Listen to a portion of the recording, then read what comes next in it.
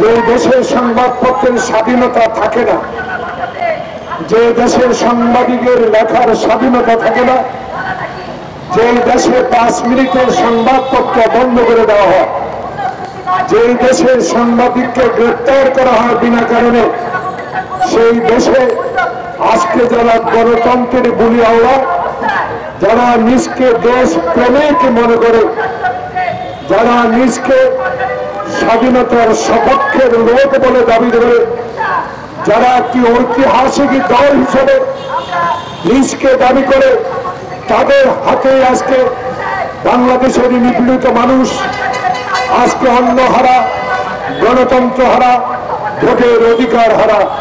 আমার বুকের উপর দিয়ে আপনি রেলওয়ে নির্মাণ করবেন, আমার দেশের স্বাধীন ভূমির উপর দিয়ে আপনি রেলওয়ে নির্মাণ করে আপনার 30 ঘন্টার পথ 7 ঘন্টা করবেন, এতেও আমার আপত্তি নাই।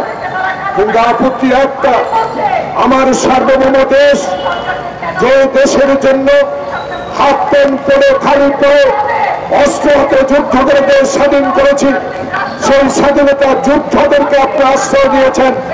নির্মম সত্য হলে বলতে হয়, সেই কথা আপনাদের এখন মনে নাই। আপনাদের তখন কি মনে ছিল? জনগণ বলা শুরু করেছে দেশ স্বাধীন করে দেব, কিন্তু বাংলাদেশের মাটি আমি ব্যবহার করব। এই অঙ্গীকার নিয়ে যদি 1971 সালে আমাদেরকে আশ্রয় দিয়ে থাকেন, 1971 সালে যুদ্ধের সমর্থন করে থাকেন, তাহলে আজকে আবার প্রমাণিত হলো বাংলাদেশের নিরীহ জনগণের প্রতি, বাংলাদেশের সার্বভৌমত্বের প্রতি আপনাদের কোনো সম্মান নেই, অসম্মান করে যাচ্ছেন একের পর এক। বন্ধুগণ, 16 বছর ধরে আজকে লড়াই করে যাচ্ছে মানুষ জনগণের এই দেশে গণতন্ত্র প্রতিষ্ঠার জন্য।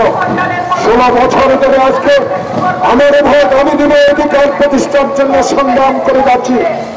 আজকে 6টি বছর আমার নেত্রী একটি ভুয়া মামলা, একটি অসত্য মামলা, আজকে বছরের পর বছর করে মৃত্যুর সাথে লড়াই করছেন। আইনমন্ত্রী হেসে হেসে বলেন তার চিকিৎসা হচ্ছে। আইনমন্ত্রী আপনি কি করবেন? সৌজন্য নিয়ে আজকে হাসপাতালে গিয়ে বেগম জিয়ার শরীরের অবস্থা জেনেছেন, অশ্বিনকালও করেন নাই। তাই আপনার অর্থ হাসি দেওয়া এই অনুভূতি আমরা প্রত্যাখ্যান করি।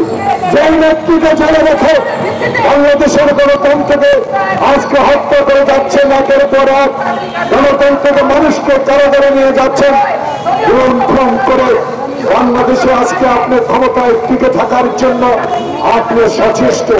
সেই সরকারের বিরুদ্ধে প্রজন্ম বাংলাদেশের লড়াই, বাংলাদেশের জনগণের লড়াই। হিন্দুস্তান, ভারত, আপনারা এখনো কেন বাংলাদেশের গণতান্ত্রিক সরকারকে সমর্থন করে যাচ্ছেন? আজকে কেন ওবায়দুল কাদের আপনি চিৎকার দিয়ে বলেন আজকে ভারত বিরোধী ইস্যু বিএনপি, ভারত বিরোধী ইস্যু বিএনপির নয়, বাংলাদেশের কোটি কোটি মানুষের এই দাবি। বাংলাদেশকে আজকে যে অগণতান্ত্রিক ব্যবস্থায় রূপ দিয়েছে, আজকে অগণতান্ত্রিক সরকারকে সহযোগিতা করছেন, যাই বাংলাদেশের জনগণ ওই ইস্যু নিয়েই কথা বলছে, বিএনপির ইস্যু নয়। আজকে আপনারা কেন অবৈধ সরকার করে বাংলাদেশের সার্বভৌমত্বের প্রতি জনগণ বলা শুরু করেছে, আগে ফেলেছেন, তিস্তার পানি তো আনতে পারেন না, বর্ডারে তো গুলি বন্ধ করতে পারেন না, ফলানির লাশের বিচার তো আপনি করতে পারেন না।